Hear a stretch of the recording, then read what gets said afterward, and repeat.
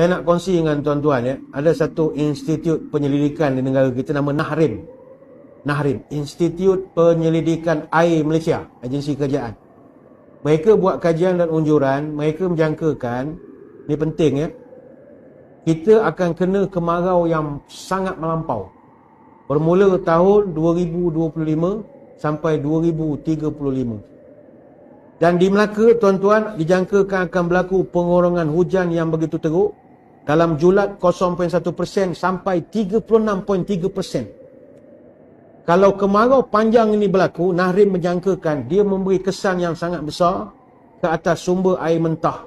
Khususnya di negeri Melaka, para sungai akan mengalami penyusutan, mengurangkan base flow sungai, ia akan menyebabkan paras empangan ada penyusutan, ganggu sumber bekalan air mentah untuk loji. Dia akan berangkai-rangkai. Dan yang paling digeruni adalah dia menyejaskan pertanian.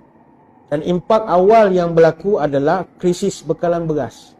Kerana faktor kawalan import beras khususnya daripada negara peluar beras, macam India dan juga Vietnam, semua tak akan ekspor lagi dah.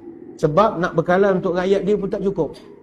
Jadi disebabkan itu, kita akan menghadapi risiko krisis keterjaminan makanan asas.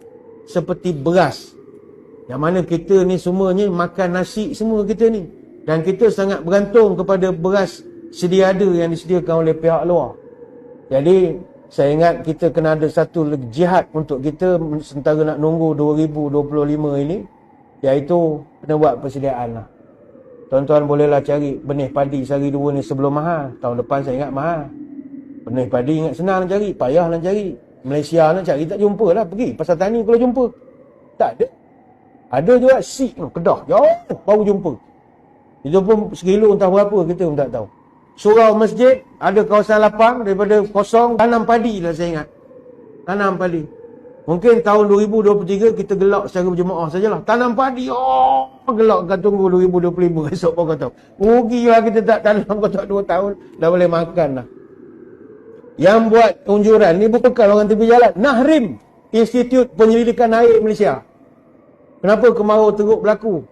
Dia kalau tanya kepada Met Malaysia ataupun tanya kepada Nahrim, setiap 2 sampai 7 tahun, paras air laut yang panas, dia akan gantikan arus laut yang kebiasaannya sejuk. Yang berlaku di luar pantai barat Peru. Benda ni jauh. Peru di Amerika Selatan. Fenomena lautan yang panas ni disebut El Nino.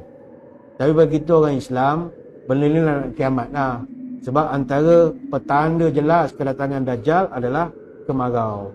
Sebelum 3 tahun sebelum Dajjal keluar, kita akan sengsara hidup kita. Berdasarkan hadis Abu Umamah Al-Bahili, dia cerita, Nabi pernah terangkan tentang Dajjal dan Nabi suruh kita berhati-hati, kata sahabat. Wa inna qabla khurujid Dajjal salasu sanawatin syidad yusibun nasa fiha jau'un syadid. 3 tahun sebelum Dajjal keluar, manusia mengalami krisis kebuluran yang begitu teruk sekali. Kelaparan, bekalan tak ada, barang mahal. Ini bukan faktor apa, dia bukan faktor kerana orang ni jadi pemimpin ke apa, tak. Dia akan jadi siapa-siapa saja. Dia akan jadi kesusahan merata sekali. Ya'murullah sama'a fi sanatil ula an tahbisa sulusa matriha. Ketika itu, pada tahun pertama, langit akan mengurangkan hujannya 1/3. Sulusu matriha wa ya'murul ardu an tahbisa sulusu nabatiha. Dan selepas daripada itu, bumi pula mengeluarkan hasilnya sebanyak 1/3. Hadis ni panjang. Nabi dah ceritakan, benda-benda tu akan kita hadapi. Dan kita pun tak sangka, kita dapat menengok pula benda tu. Kalau panjang umur lah sampai 2025.